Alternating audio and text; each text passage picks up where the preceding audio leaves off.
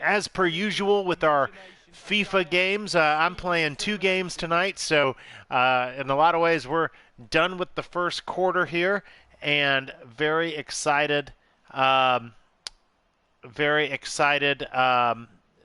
have everything going on that is going on. And as let's see, let's do a little quick. My team's playing well, and I'm going to stick with them. I don't think I'm going to make any substitutions. But as we head into our second quarter, we're going to move into conversations about a little basketball. So moving from soccer to basketball. And, I think really there's a few topics I want to talk about. First topic, though, is the NBA Western Conference Finals, which in a lot of ways is kind of like the NBA Finals, because these guys are, no offense to Milwaukee, I'd be very shocked if a Milwaukee Bucks team could beat these Suns or these Clippers, whoever ends up winning. And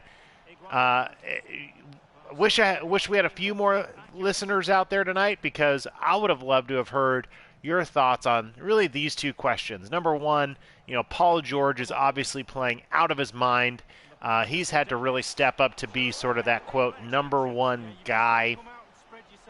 And he's done a very admirable job doing that. And, especially in light of the bubble last season where he really struggled, and, he was open about his struggles.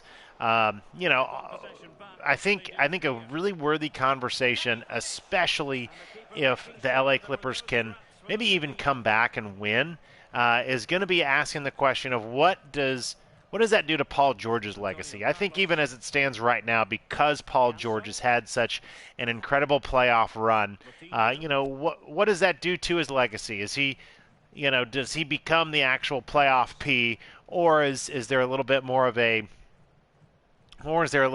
conversation surrounding, he's still kind of a choke artist, and he just maybe had one good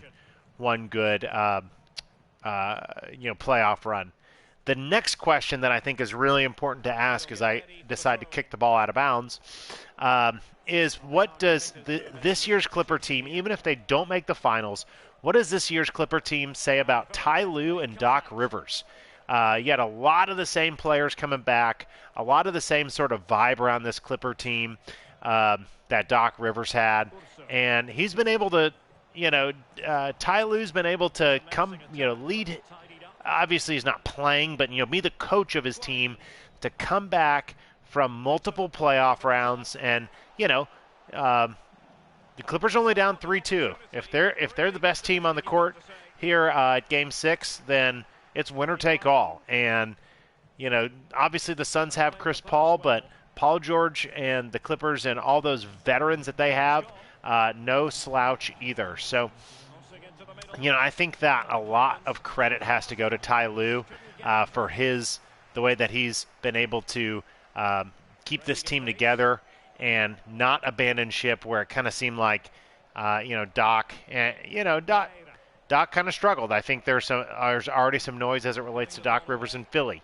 Yeah, those are some of my thoughts on the Western Conference Finals. As it relates to the Eastern Conference Finals, I think that's a little more straightforward.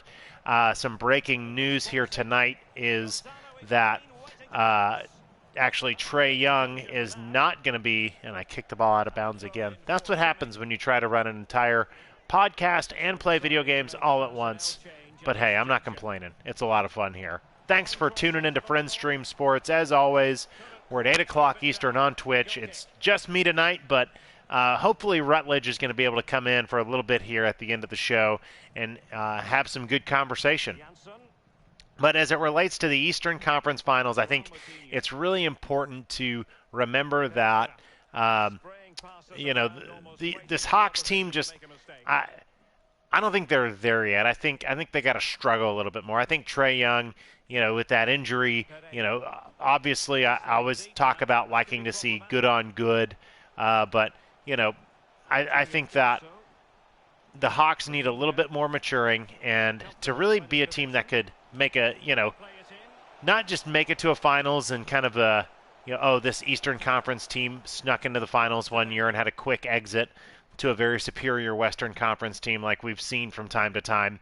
But being able to, really come in and compete and be like a true championship caliber team, not just the flash in the pan kind of situation, which, the Hawks are one of 4 teams left, and there is some credit due there, but that does not mean that they are, I still think that there's some conversations to be had of, okay, how did they really end up getting there? So Hawks are definitely an interesting story, and we almost let up another goal, but Pedro Gallese yet again playing out of his mind here tonight. A few other topics I want to touch on here as we head to the 80th minute and ending the second quarter of our first game of Friends Stream Sports here on Twitch on Tuesday nights at 8 o'clock is, I think that there's been a lot of interesting takes as it relates to the Scottie Pippen GQ article. He has, he was very bold in calling a lot of people out. It sounds like some of the things that Michael Jordan said about Scottie Pippen in The Last Dance didn't sit well with Scottie, and he's wanting to have his turn to share kind of his side of the story. I think where I land on that is this is probably a situation where every story has 3 sides. There's side A, there's side B, and then there's the truth. And I think that that's an important thing to remember here is, Scottie, he has some things to say, and he's a very good player. He's a top 50, maybe top 75, top 50, top 75 all-time player. And, he's got some things to say. So I think that, it's good for Scottie that if he has some things to say, for him to be able to say that. Nani just sailed it. I'm going to say that was more due to operator error than a Nani error. I don't think Nani's ever hit a ball that high in his life. So I think Scottie just has a lot of things to say. Finally, as it relates to, the Orlando Magics, we're going to talk about the Magic some because, well, quite frankly, somebody's got to talk about the Magic. And I think that it's interesting as Penny Hardaway is next up for the potential to be their head coach, and he is in the conversations to be that head coach. And I think that, there's been some mixed reviews in terms of Penny Hardaway. Here's the deal. The fact that all of these other coaching vacancies have been filled while the Magic have had a coaching vacancy means that guys have passed on the Magic. So even though the Magic might not be as thrilled to have Penny Hardaway be their head coach, or, the fans might not be thrilled, I think that the Magic have sort of crossed off a couple names here. And obviously wish him the best. As a young kid, I went to a lot of Magic games and watched Penny Hardaway light it up, and I would love to watch Penny Hardaway light it up. Shoot, I loved watching Scott Skiles light it up when he played for the Orlando Magic, and I wished him all the best when he became the Magic head coach. Obviously, that did not work out. So